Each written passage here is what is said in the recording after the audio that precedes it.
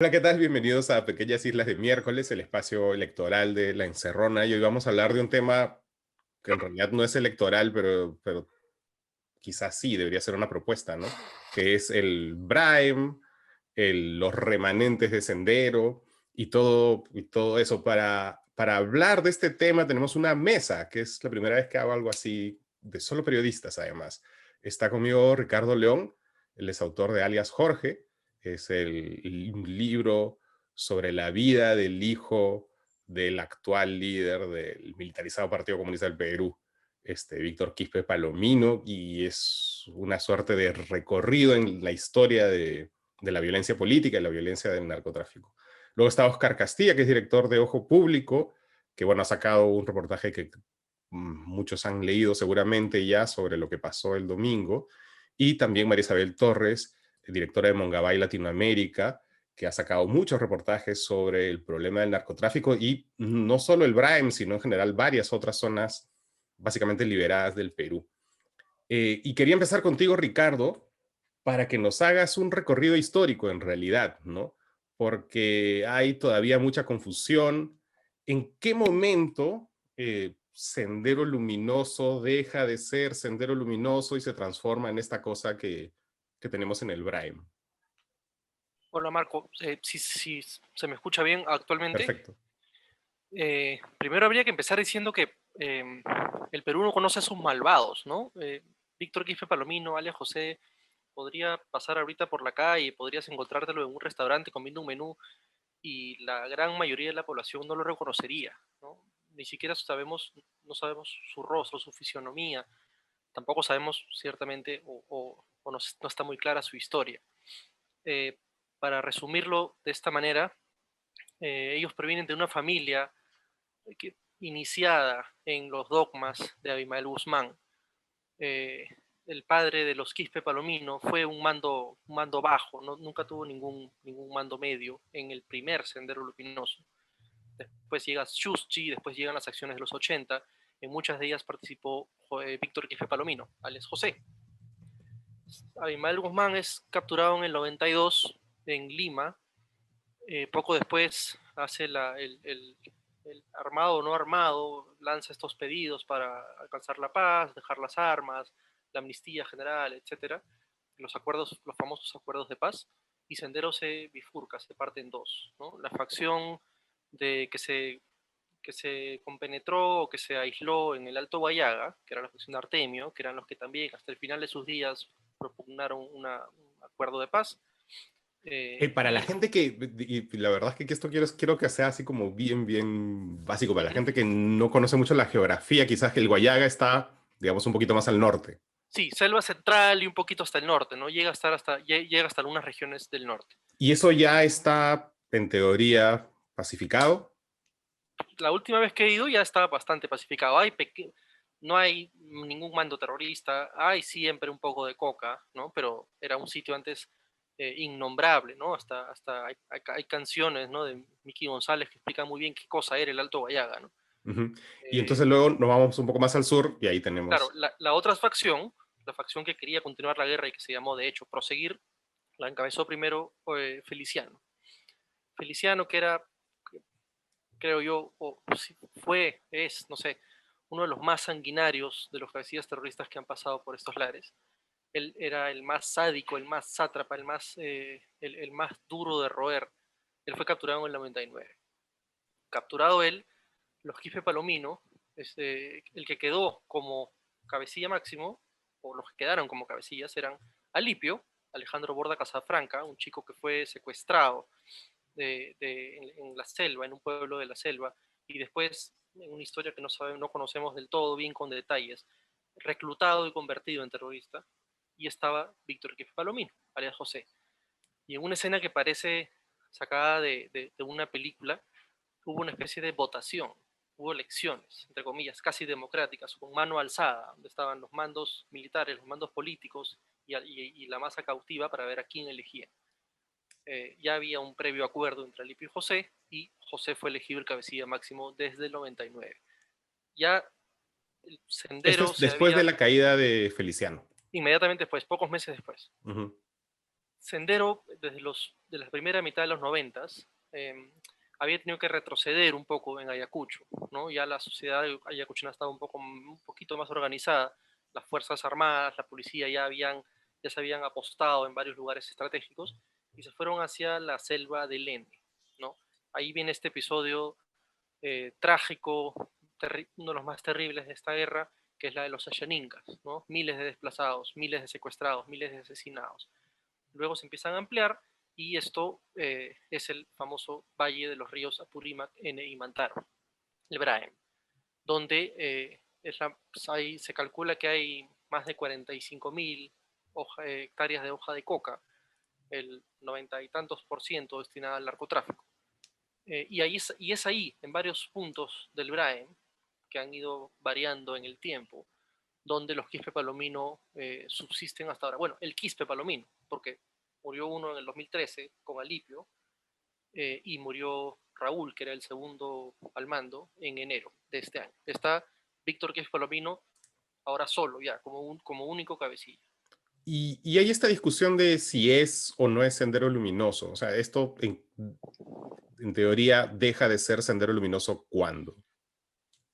Mira, el nombre que yo uso, que me deja tranquilo porque abarca lo que fue y lo que es se autodenominan Militarizado Partido Comunista del Perú y está formado por remanentes que fueron muy activos del sendero original, pero que ahora están muy vinculados al narcotráfico.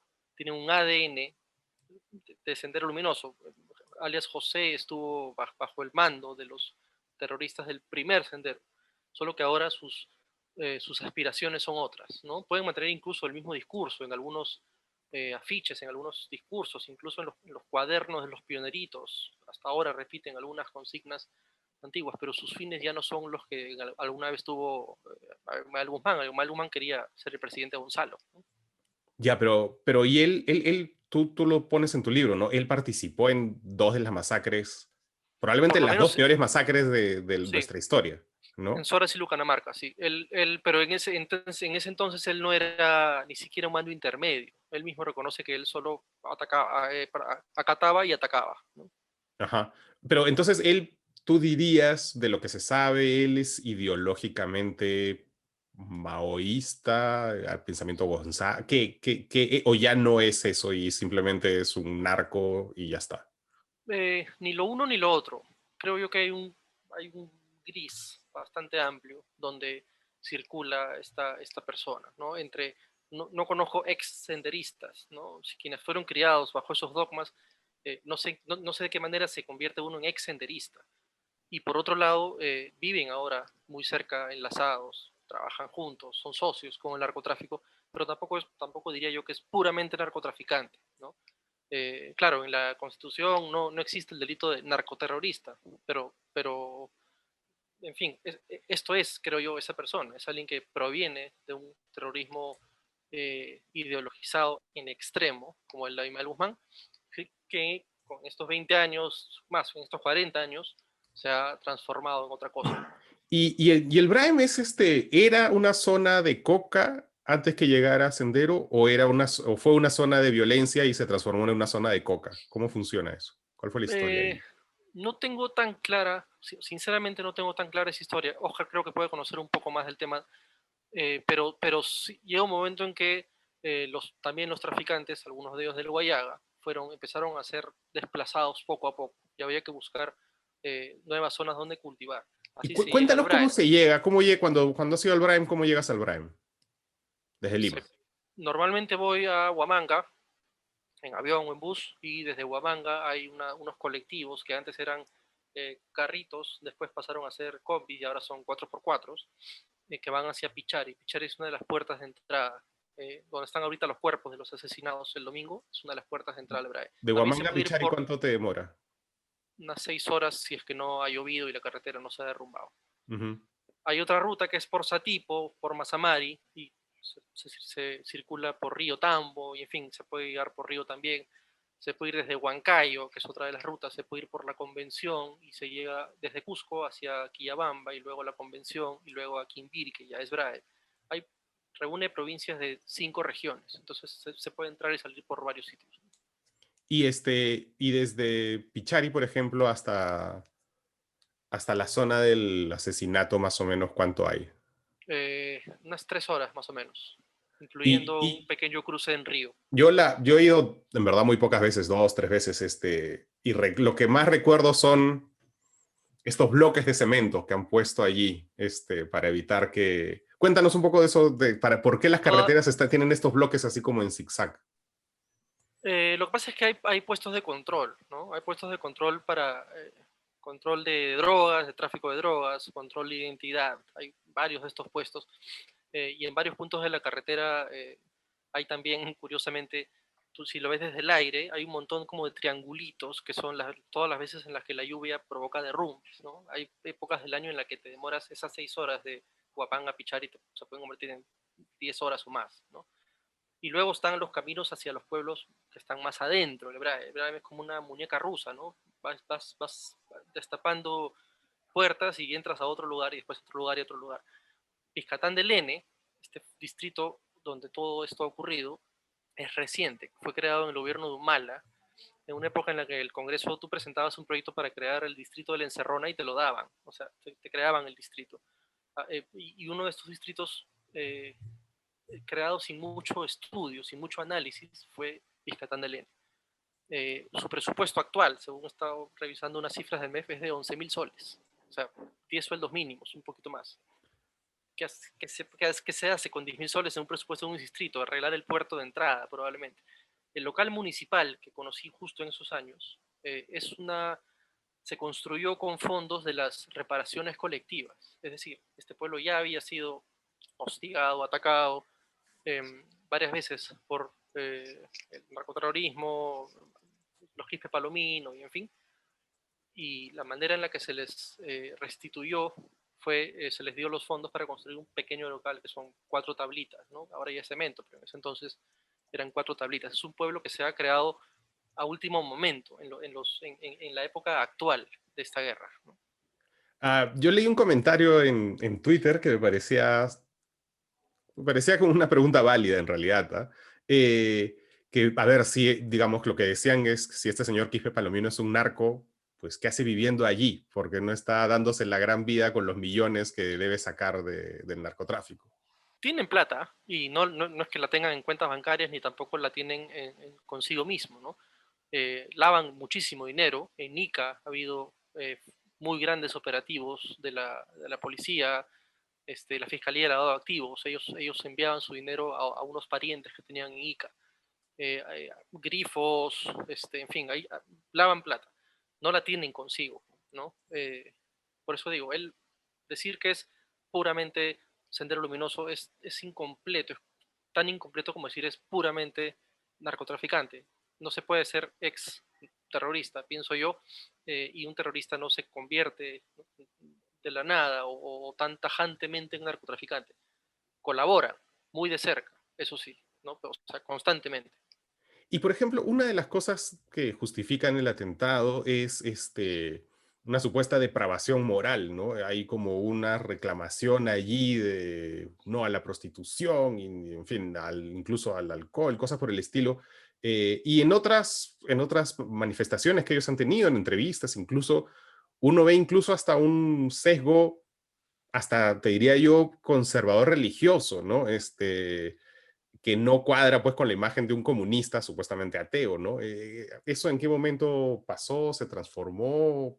En sus, en, en sus inicios y desde siempre, Sendero se arrogaba el papel de autoridad paralela en los pueblos por los que incursionaba, ¿no? Entonces, en el Guayaga, en la época de Artemio, por ejemplo, si al dueño de una chacra le robaban sus vacas, el dueño de la chacra no iba a la comisaría a denunciar el robo de sus vacas, ¿no? Iba donde algún emisario y este emisario le avisaba a Artemio y al día siguiente tenías tu vaca y la cabeza de quien te la había robado, ¿no? Funcionaban así, como una autoridad paralela. eh, el discurso lo siguen manteniendo. ¿Por qué? Porque ellos, este discurso los institucionaliza en los lugares que ellos ocupan, que ellos controlan, ¿no? No tanto la religión, no le entran mucho a la religión, es una especie de conservadurismo más, ¿cómo decirlo? Está en contra de lo que ellos llaman lacras sociales, y aquí entra de todo, ¿no? Desde eh, burdeleros, borrachos, homosexuales, lesbianas, drogadictos, en fin. No porque estos señores sean precisamente unos santos, ¿no? Sino que eso les otorga una etiqueta, les otorga un estatus, digamos. digamos, legitimidad. Sí, esa es la palabra, les otorga una legitimidad que en algún momento de su historia tuvieron, ¿no? En estos lugares. Ujú. Oye, muchas gracias, Ricardo. Digamos, esto es una conversación, así que por favor, nomás, todos Claro, conversen, pero quería pasar con Oscar ahora, porque justo hablando de autoridades, en algún punto de esta historia, pues hace 14 años, Alan García decidió, ok, esto va a ser una zona militarizada, ¿no? Y entonces, ¿cómo funciona, Oscar, la administración militar, policial del Estado? ¿Hay Estado, no hay Estado? ¿Cuál es la situación del BRAEM ahora? Bueno, en los últimos años ha cambiado bastante, ¿no? Recordemos, si nos ponemos en los años 80, habían grandes haciendas que también funcionaban en zonas aledañas de cultivos de hoja de coca, entonces había una labor de interdicción de parte de las Fuerzas Armadas y de la policía en menor caso, ¿no? Eso cambia cuando se genera el estado de emergencia en los años 80 y el ejército de plano ya en el 82 aproximadamente entra a controlar todo, ¿no? Estado de emergencia nacional, Ayacucho pasa por la violencia política que ya nosotros conocemos, las desapariciones, las muertes de ambos bandos, ¿no? Los arrasamientos, eso cambia más o menos en los años 90, cuando se comienza a abrir un poco el control de la zona, pero finalmente deviene en los años 2000 con una aparición más programática y especializada de las unidades de inteligencia policial, en específico la DIRCOTE. Ellos entran con más presencia, hacen operaciones, algunas fallidas, otras de relevancia importante. Y como tú bien dices, hay un punto de quiebre en el gobierno de Alan García, en el 2007, el 2008. El ejército se posiciona finalmente con gran capacidad de fuego en la zona de Pichari, donde tiene un cuartel muy grande. Cada vez se comienzan a hacer operaciones de interdicción sobre la zona que ellos consideraban que era el punto neurálgico de este partido del militarizado PSP, que es la zona de Biscatán. En aquella época es una frontera entre Ayacucho, el río Mantaro que divide el lugar, y al frente estaba Angoa, Junín. Se concentran ahí, hacen operaciones muy fuertes. En aquella época recuerdo que el inspector general era el vicealmirante Tubino, cuando estaba en el gobierno de Alan García como integrante del Ministerio de Defensa. Tuvino el que luego Bajo, fue congresista. correcto, sí, correcto. Él de alguna forma tenía el contacto con los medios de comunicación para trasladarnos. En aquella época fuimos, y yo con algunos colegas del comercio, fotógrafos, y recuerdo, me parece que Gustavo Gorriti también llegó con Dan Collins. Y obviamente pues había todo un esquema de frenesí militar en torno a lo que era Biscatán, ¿no? Porque supuestamente ese ha sido uno de los lugares más importantes para lo que es esta organización. Obviamente habían otros lugares en el Valle de Lena, en Valle Esmeralda, en zonas bien alejadas y remotas de Junín, pero digamos era como que era el enclave, el Saigón que tenían que tomar ellos, ¿no? Obviamente pasan muchas acciones ahí y pues se instalan bases, pero con el transcurso del tiempo y viéndolo en perspectiva, han pasado 12 años de aquellas acciones, el tema se dejó en el olvido, ¿no? Muchas de las bases se replegaron de ahí, ahora pues donde hubo una base militar y habían soldados, ahora crece el bosque.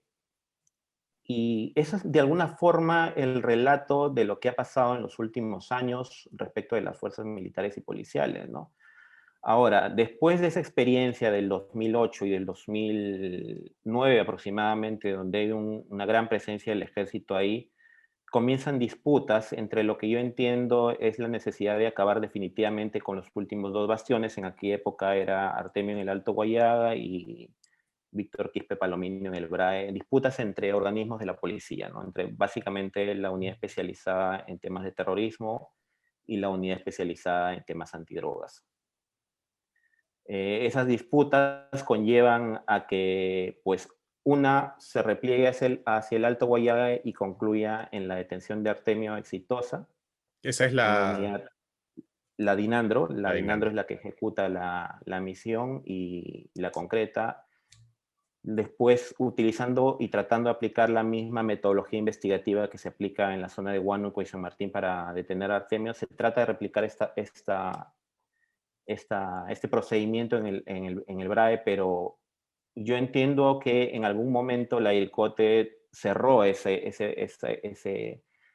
área geográfica de alguna forma por una competencia entre unidades de la policía. Tras bastidores se conoce que, bueno, la cabeza de José es de alguna forma muy apreciada por la IRCOTE como para mostrar un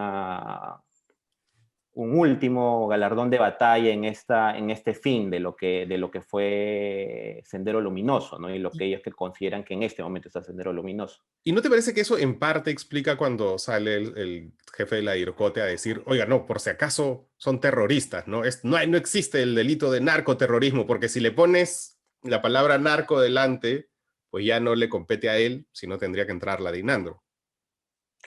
Sí, eso es hasta muy lógico, ¿no? Incluso si profundizamos, Ricardo hizo muy bien el panorama histórico de la evolución de lo que fue este grupo de profesores, ¿no? Imael, el Comité Central, hasta lo que es el BRA. Incluso si hacemos un detalle, es un a modo especialista y quizá, perdonando los que no necesariamente conocen la materia, hay un hecho fundacional en el año 88-89, Sendero Luminoso, el histórico que conocemos ahora, hace un primer congreso y único congreso, ¿no? Donde selecciona a lo que ellos llamaban el Comité Central Histórico, ¿no? Es decir, su partido, su conducción y sus órganos de gobierno de ellos, ¿no?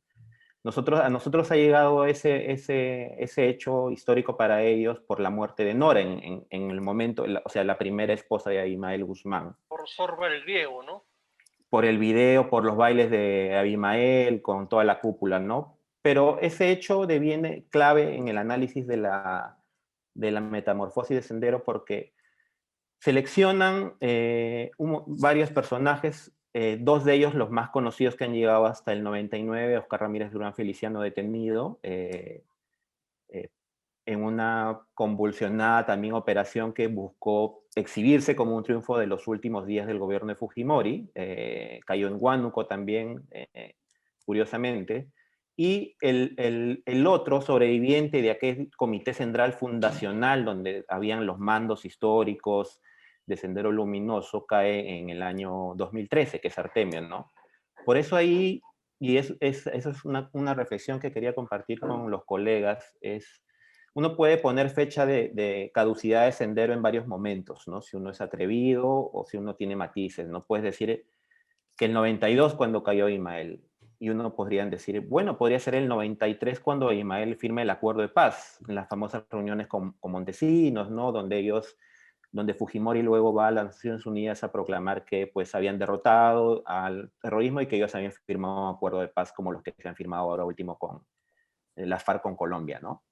Y otros podrían decir, no, puede ser el 99 cuando cae Ramírez Durán en Huancayo, en Chilca, porque ahí cae el último cabecilla histórico, el número 2 después de Abimael Guzmán.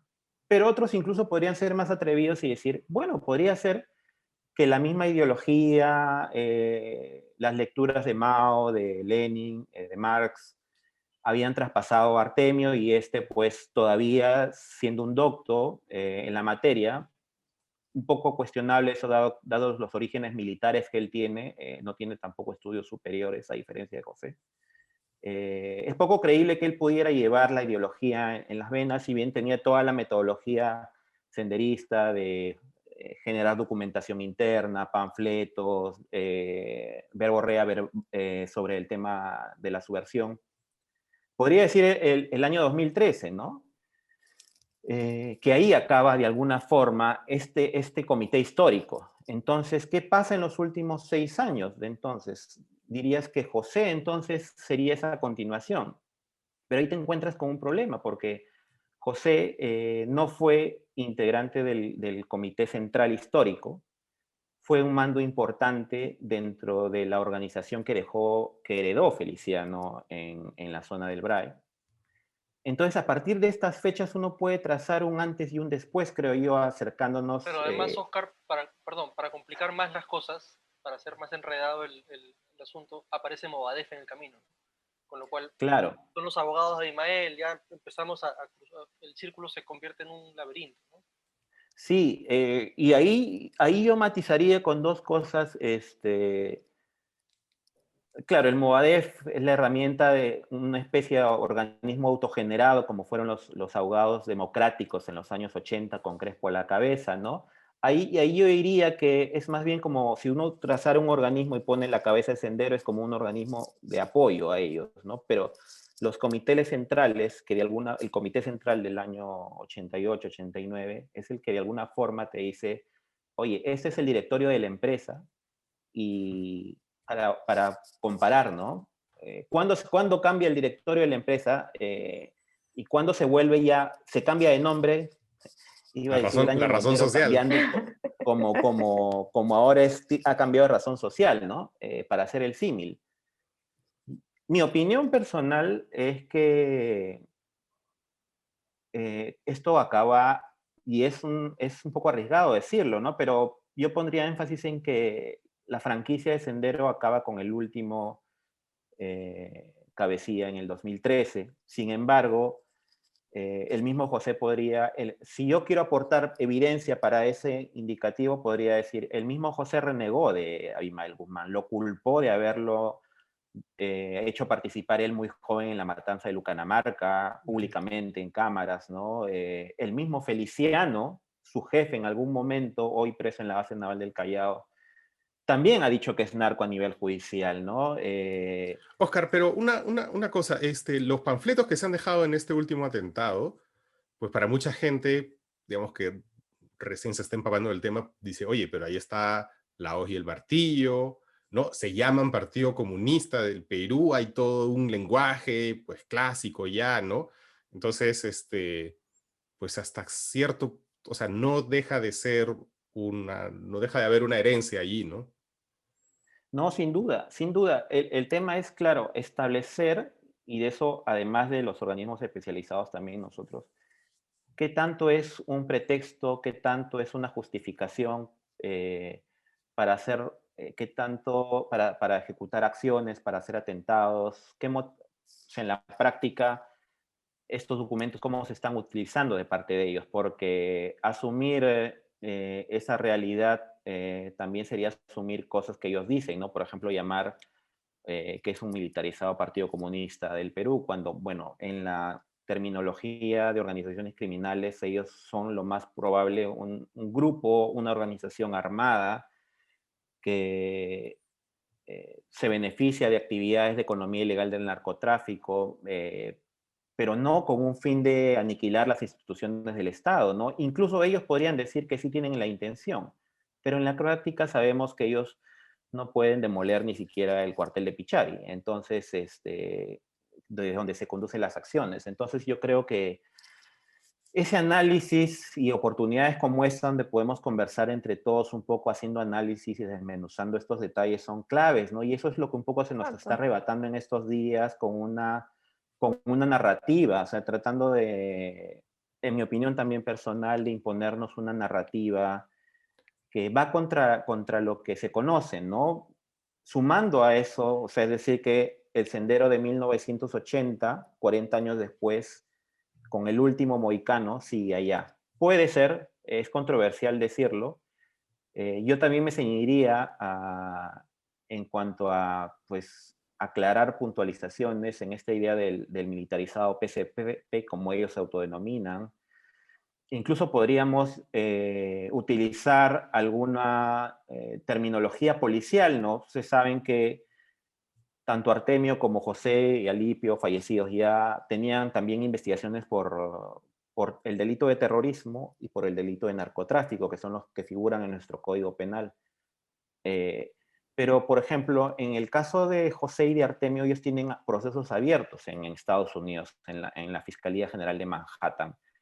¿Cuál es la tipificación para los gringos? Es terrorismo, narcotráfico, por proteger cargamentos de droga que acaban llegando a los Estados Unidos y por eso la imputación, y posesión de armas de fuego a gran escala, ¿no? Entonces, como vemos, es extraer el matiz terrorista ya sea en Satipo, en Junín, como de los expedientes que obran en la policía, y en cortes federales gringas, es un poco traído de los pelos. Por eso yo respeto mucho al general Arriola, pero mantenerse en esas 13 de decir que esto es simplemente sendero, sin mantener ningún resquicio en su argumento, como de alguna forma deviene esta conversa, me parece un poquito preocupante, ¿no? Sí, y a mí me parece también un poco exagerado y además propio del contexto electoral, imagino, el hecho de que por ser un poco más narcotraficante o ser un poco menos terrorista sea algo menos malo, ¿no es cierto? O sea, lo que estamos haciendo es simplemente darle un poco más de realidad al contexto y tenemos algunas ideas desde Lima o desde las ciudades de cómo es esta zona del Braem y que ahí se concentra lo último de Sendero y el narcotráfico, ¿no? Como si en esa zona chiquitita y se acaba con los Quispe Palomino y se acaba con el narcotráfico, aparentemente, y se acaba con los Quispe Palomino y acabamos con Sendero Luminoso, que solamente está ahí, ¿no? Y eso es lo importante de esta discusión de nombres y de ideas y de dónde acaba qué, porque nos permite ver la realidad mucho más amplia, ¿no? O sea, los Quispe Palomino evidentemente tienen un papel ahí en el paso de rutas de drogas, pero hay otras rutas de drogas también, que no necesariamente están bajo su vigilancia, ¿no es cierto? Sí, Marisa, tú en Mongabay justo has puesto varias veces que hay otras zonas, ¿no? Incluso hay un nuevo cuadrado de la droga. Entonces, eso, a ver, cuéntanos un poco sobre eso, por favor. Sí, yo sobre todo, y yo lo que creo es que esto ha sido interesante, por un lado, bueno, hemos tenido, yo creo que se ha soportado lo que es propio de esta coyuntura electoral que se ha vuelto realmente impresionante, ¿no? Mucho más que en otras coyunturas electorales, seguramente Oscar y Ricardo me podrán decir, pero la idea del Braem como este espacio y reducto final que concentra todo lo malo del país y en todo lo demás estamos muy bien, ¿no? O sea, en todo lo demás hay tranquilidad. Yo he visto varios comentarios también en la televisión como no hemos visto este nivel de violencia desde hace mucho tiempo. Bueno, pero es un nivel de violencia, quizás no en ese extremo porque ha sido una masacre bastante grande, pero es un nivel de violencia de la cotidianidad de esas zonas, ¿no? De las zonas que tienen narcotráfico y que lamentablemente durante la pandemia se ha agudizado la violencia. De hecho, hemos tenido por lo menos 6 líderes indígenas de la zona de Ucayali y de Huánuco que han sido asesinados justamente por esta razón. Entonces, En estos meses. el último año, ¿no? De hecho, 2 han sido asesinados, si no me equivoco, en las zonas esto es ay, en la zona de Ucayali, en Puerto Abad, en Padre Abad, perdón, justamente porque eran monitores indígenas que estaban encargados de ver qué es lo que pasaba en esa zona, ¿no?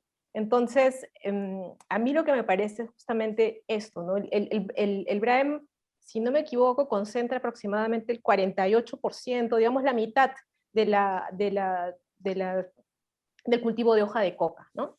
La otra parte se distribuye en varias zonas del país, ¿no? Tenemos la zona de Madre de Dios, Compuno, Sangabán, tenemos la zona del Putumayo, el Bajo Amazonas, que es también una zona peligrosa, donde tenemos comunidades de ticunas ahí cercados por colombianos que vienen a tratar de ampliar las zonas de cultivos ilegales. Y tenemos esta zona de Ucayali, ¿no es cierto?, que está esta zona de Ucayali que va con la frontera con Brasil, que se ha convertido en una zona de tránsito también para la droga, ¿no? Que crece. Nosotros fuimos hace poco y la verdad que no pudimos estar más de 2 días porque inmediatamente la gente dijo quiénes son, no sé qué, la gente de la comunidad nos dijo, bueno, no se van a poder quedar más tiempo, ¿no? Porque ya acá se está preguntando mucho qué están haciendo ustedes acá. Eso es en esta zona, es donde me parece que hay una carretera que quieren Bueno, construir. Cuéntanos un ese poco de es, eso, por favor.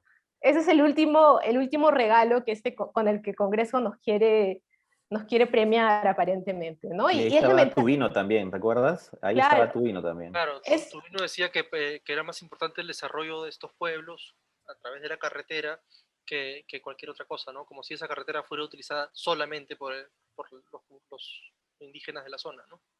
No, y esta carretera tiene además tiene además una historia que es de hace mucho tiempo, o sea, hace mucho tiempo se quiere hacer, ¿no? Perdóname, ¿dónde queda? ¿Dónde queda? Esta carretera se ubica en la cuenca del Abujao. La cuenca del Abujao queda hacia la zona de la frontera con Brasil, que sería hasta la zona de Acre, ¿no? Para la zona del Brasil tienes un área natural protegida, que acá también, en Brasil, hay también un escándalo, porque Bolsonaro lo que quiere es que que esta carretera cruce a través del área natural protegida, ¿no? Que también es un escándalo, y también están haciendo movidas para que pase a través de esa zona. En nuestro caso no es una zona natural protegida, pero pasas a través de comunidades ashánicas y shipibas que ya están en una zona que está siendo tomada por los narcotraficantes. Entonces tienes una zona de narcotráfico. El objetivo, como siempre, de este tipo de carreteras es dinamizar el comercio. No entiendo qué comercio quieren dinamizar, aparentemente otro comercio. Y además porque ya hemos visto este tipo de iniciativas y que no han funcionado. La Interoceánica Sur, el gran negocio que hubo con Odebrecht también, se hizo con el objetivo de dinamizar el comercio hacia Acre, también hacia Brasil. Han pasado años y ahí lo único que se ha dinamizado es la tala y la minería ilegal, ¿verdad? Entonces, lo que sabemos es que carreteras en zonas de Amazonía tienen un objetivo que no necesariamente es mejorar ni la salud ni el bienestar de las comunidades indígenas, sobre todo porque además las hacen sin pedir permiso, ¿no? Entonces, lo que ha hecho el Isabel, Congreso... yo tengo una pregunta. O sea, si la minería ilegal o la tala ilegal fueran ideologizadas, estaríamos ahorita hablando de La Pampa o de Padre Abad en vez de hablar del BRAE. En los planes de gobierno que han cambiado además un montón de veces y qué sé yo, de estos, de Keiko y de Castillo, de Keiko Fujimori y de Pedro Castillo, ¿has encontrado alguna referencia rescatable, saludable o mínimamente conformada sobre esos temas? Yo creo que lo que hemos visto en el último debate muestra eh, Esa que no parte hay me... no hay un interés verdadero por afrontar este problema, ni en el BRAEM, que es una realidad específica y pesada, ni en todos estos otros nuevos focos donde siempre hemos sabido que hay cultivos cultivo de hoja ilegal, pero donde la violencia se ha incrementado durante la pandemia. O sea, la información que hemos obtenido de todas estas comunidades indígenas, donde ha habido muertos, o sea, y cuando digo muertos, gente asesinada con bala, ¿no es cierto? Es que durante la pandemia, como ha dejado de haber alguna presencia del Estado que de alguna forma entraba, la erradicación, pues es otra cosa, la erradicación se paró durante el 2020 por la pandemia también, ¿no? Entonces, los colonos, lo que dicen los colonos, que no son de las comunidades indígenas, han aprovechado para agarrar terreno, ¿no? Entonces, entran a las zonas límites de las comunidades indígenas, talan, venden la tala, talan, y cuando las comunidades indígenas llegan para ver lo que ha pasado, ya encuentran sembríos de coca, ¿no? De hecho, en la zona de frontera entre Ucayali y Huánuco, también es una zona donde se han encontrado pistas de narcopistas, ¿no? Y de hecho también el gobierno regional de Ucayali ha dicho que a través de mapeos satelitales han encontrado por lo menos 46 pistas en la zona de Ucayali, ¿no? ¿46 pistas? Sí, entonces, no es poca cosa, diría yo, ¿no? Entonces, es importante ver este aspecto y es importante salir de eso, salir de ese aparente quispe palomino, narcotráfico. Está bien, tenemos que acabar con ello, sí, tenemos que encontrar y saber qué es lo que realmente sucedió en esa masacre, ¿no? Y tenemos que tratar de darle una mirada seria y necesaria al tema del narcotráfico en el país, no solamente en esa zona. A Y mí yo no veo a nadie sinceramente hablando de ese me tema. parece mucho más preocupante lo que sucede en lugares como Pichis Palcasu, por ejemplo, Por Putumayo, ejemplo, o la selva de Ucayali. En Putumayo ha habido varios casos, incluso ya en fiscalía, de incursión de colombianos y brasileros, secuestran, matan, captan gente, por supuesto siembran, producen drogas. Ucayali, ni qué decir, ¿no? Los propios policías antidrogas, eh, el BRAE suena más, es lo que más conocemos, es el monstruo más conocido, pero los propios policías te dicen que lo que pasa en Pichis Palcasu es ya inmanejable, ¿no? Ahí aterrizan avionetas día y noche, es un aeropuerto, en cada vuelo pueden salir 300 kilos de coca, nadie puede entrar al pueblo, nadie puede salir del pueblo. Hay sitios aún peores, o hay otros BRAEMs, ¿no? Repartidos en todo el territorio, ¿no? Sí, sí, incluso ahí, para complementar un poco, muy de acuerdo con esta mirada María Isabel sobre los temas que no se olvidan, los otros temas de criminalidad organizada en las zonas de Ucayali, bueno, de Ayacucho, y para aportar ahí un poco la mirada también de cómo seguimos siendo en perjuicio de la población en general de estas zonas bastante remotas y olvidadas por el Estado, un país que ya sea en economía formal como informal seguimos exportando materia prima, ¿no? La formal, pues cobre, oro, y en el caso de la informal seguimos enviando droga, seguimos enviando oro lavado, seguimos enviando madera que luego se lava. Somos los proletarios del mercado ilegal. Correctamente, seguimos enviando especies marinas hacia diferentes continentes, Asia, Europa, Estados Unidos. Entonces, cuando de repente nos perdemos en discusiones que pueden ser fatuas sobre la nomenclatura de sendero o de repente hablando o dejando que alguien desde una autoridad que es la IRCOTE también haga énfasis en eso. Estamos perdiendo de vista una serie de perspectivas, no solo de áreas geográficas abandonadas, sino también de cómo es la pirámide del crimen organizado en el país. Nosotros seguimos siendo como mano de obra, ¿no? Estamos en el escalafón inferior de las cadenas de comercialización, incluso las personas punibles, las personas imputadas, siguen siendo los agricultores o personas migrantes de La Pampa, o gente que acaba en Vizcatán del N, o que acaba en el Alto Guayaga, o que está haciendo trabajos de hoja de coca en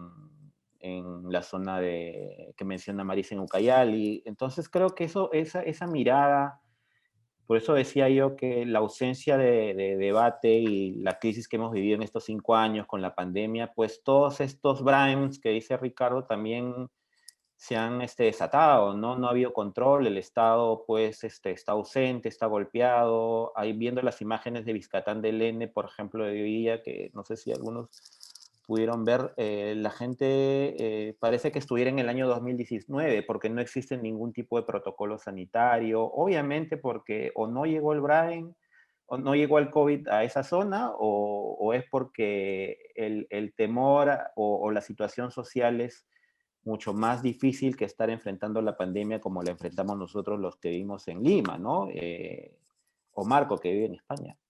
Pero creo que sí, esa visión panorámica con este análisis de las zonas de crimen organizado en general, y creo que vamos aterrizando algo, ¿no? Que el gran problema es el crimen organizado transnacional con operadores que de repente se camuflan detrás de botas de jeve, panfletos, una ideología ya desfasada, simplemente para seguir lucrando, ¿no? Generando un negocio que es rentable, pero ni siquiera es rentable, tan rentable, ¿no? Cuando cae Artemio en el Alto Guayaga, si bien había podido lavar su plata en un entorno familiar cercano y los Quispe Palomino pudieron lavar su dinero en algunas inversiones en ICA, como bien dice Ricardo, estamos lejos de lo que pudo alcanzar Fernando Ceballos, por ejemplo, en su momento, ¿no? O lo que el acusado de narcotráfico Miguel Arévalo ha alcanzado con posiciones en Miami, en Centroamérica, acá mismo en Perú. Entonces vemos que al final siendo, en pocas palabras, gente que no ha podido lavar lo suficiente o las condiciones geográficas no han aportado para ese proceso de lavado a través de la bancarización, ¿no? Estamos viendo personas que están alejadas también. Creo que este tipo de conversaciones con gente que ha estado en el terreno, que conoce la fenomenología criminológica desde diferentes partes del país, sí ayuda bastante. Y es justamente lo que no necesariamente se da pues en el ambiente, en la industria tradicional, ahora que estamos, digamos, en confianza todos. Somos siempre tratando de luchar desde nuestras diferentes trincheras para que se abra un poco la evidencia, para que oficiales que puedan exponer desde una visión menos monolítica o de blanco y negro expresiones que sean más acercadas a la realidad sobre lo que vivimos.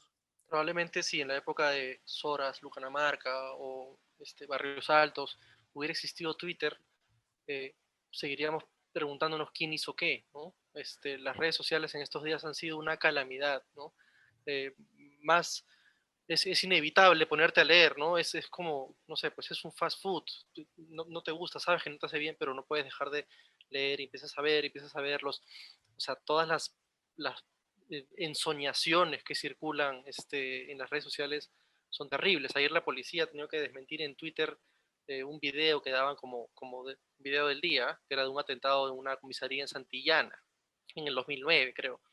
Y mucha gente se le empieza a creer y de pronto tu mamá o tu tía te lo ponen en un chat o sea, es un embudo del cual es dificilísimo salir, ¿no? No sé cómo habrá sido la cobertura periodística en los 80s, en los 90s, cuando se le creía al periodista que había ido o que había estudiado el fenómeno. Con redes sociales ahora y encima en campaña, o sea, todo lo que podía salir mal está saliendo mal, ¿no? Yo quería, Marisa, retomar una cosa que dijo Ricardo, que era si en los otros Brahemcitos hubiera un componente ideológico, o slash político, slash, digamos, aprovechable electoralmente, pues estaríamos mucho más enfocados en Ucayali, Huánuco, Pasco, ¿no? Pero no, ¿no? Y sin embargo, lo que yo leo en Mongabay es que en realidad allí los más afectados suelen ser comunidades indígenas, sobre todo, ¿no? Y quizás eso es lo que la explicación de por qué están tan al fondo de la tabla de los intereses de la agenda. Es que yo creo, y por eso a mí me ha resultado sobre todo sorprendente cuando he visto en las entrevistas que le han hecho, sobre todo a Ricardo, a Oscar, ¿no? A partir de lo que estamos discutiendo ahora en varias, sobre el nivel de violencia, ¿no? No hemos visto esto hace tiempo, ¿no? Y yo me pregunto hasta qué punto los ciudadanos o los peruanos, al margen de la elección, saben lo que está pasando más allá de nuestras ciudades o más allá incluso de, vamos a decir, de cierta franja costera donde aparentemente se desarrollan las cosas y todo lo demás le estamos dando la espalda, ¿no?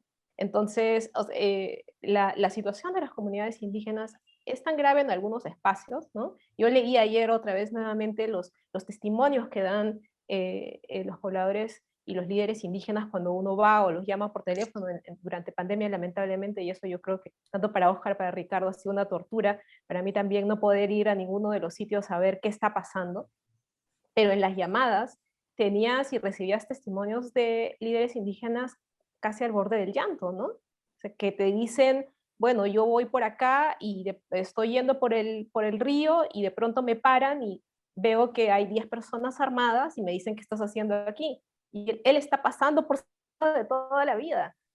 Y simplemente eso se ha convertido en una zona en la que ya no es posible transitar de manera adecuada. Cuando fue Alexa y Vanessa Romo fueron a la zona de los ticunas, de la comunidad ticuna bajo Guayaga, es un poquito más al sur de Putumayo, ¿no?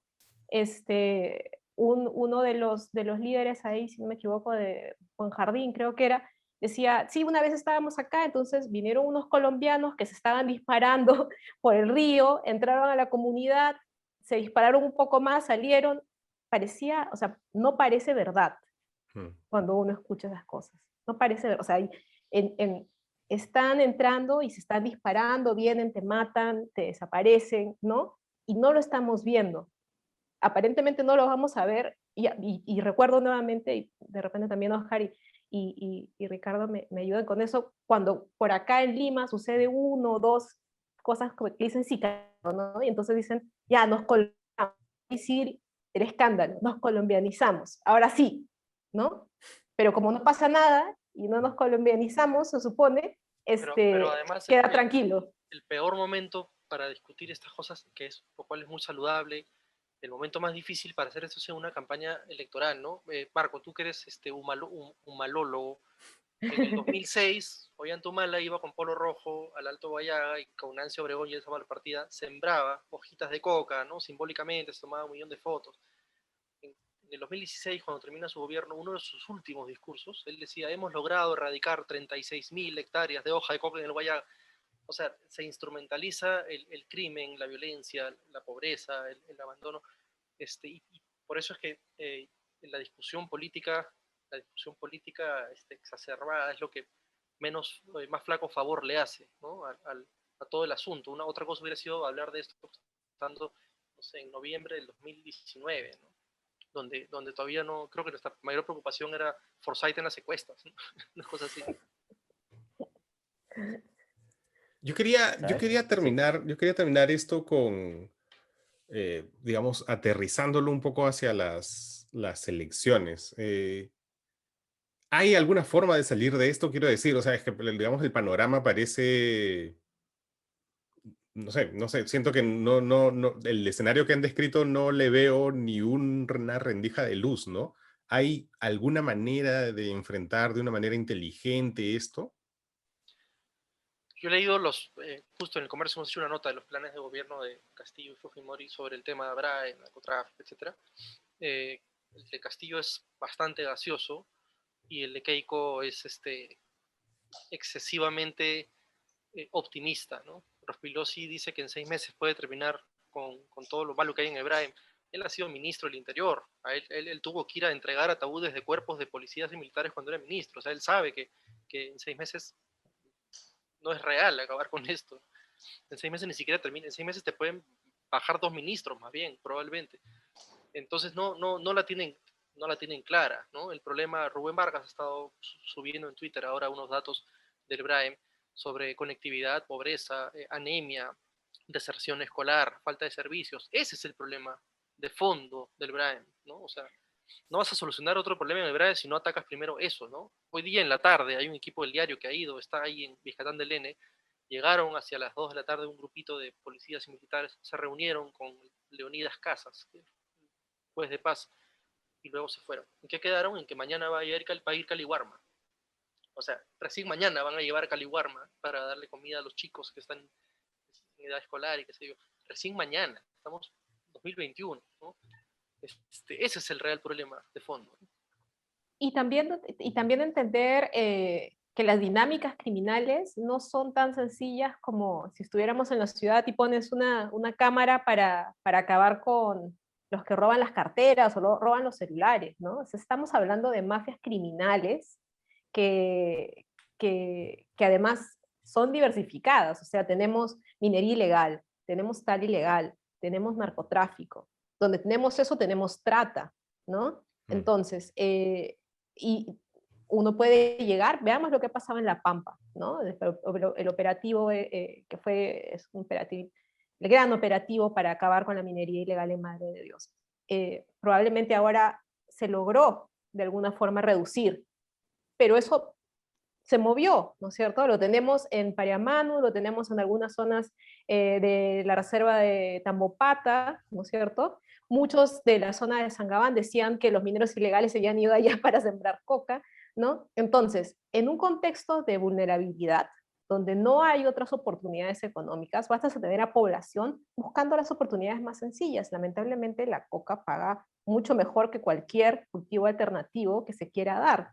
Entonces, ese es un primer problema. El segundo, la erradicación, ¿no? O sea, la erradicación pone a las poblaciones entre dos fuegos, porque el Estado te pide que ayudes a erradicar. Y cuando se va el Estado, ¿qué vas a hacer? O sea, tú erradicaste y más o menos ahí te ven como el traidor, Si ¿no? nosotros 4 viviéramos en el Ebrahim, en Vizcatán del N, muy probablemente sembraríamos coca para pagar el colegio, la comida. Si viviéramos en Madre de Dios, muy probablemente nuestros hijos o nuestros amigos o nosotros juntaríamos plata para tener un espacio en la minería ilegal. Es adaptación, ¿no? Finalmente no sé, supervivencia, ¿no? Y usando esa metáfora de Marisa de echar un poco, de poner un foco encima, finalmente vemos el mismo rostro, por ejemplo, de la madre de las hermanas Ochoa, de las 3 hermanas que fallecieron el domingo y sus 2 nietas llorando, ¿no? Una mujer del Ande, que podría repetirse a lo largo de los 80 esa misma imagen, ¿no?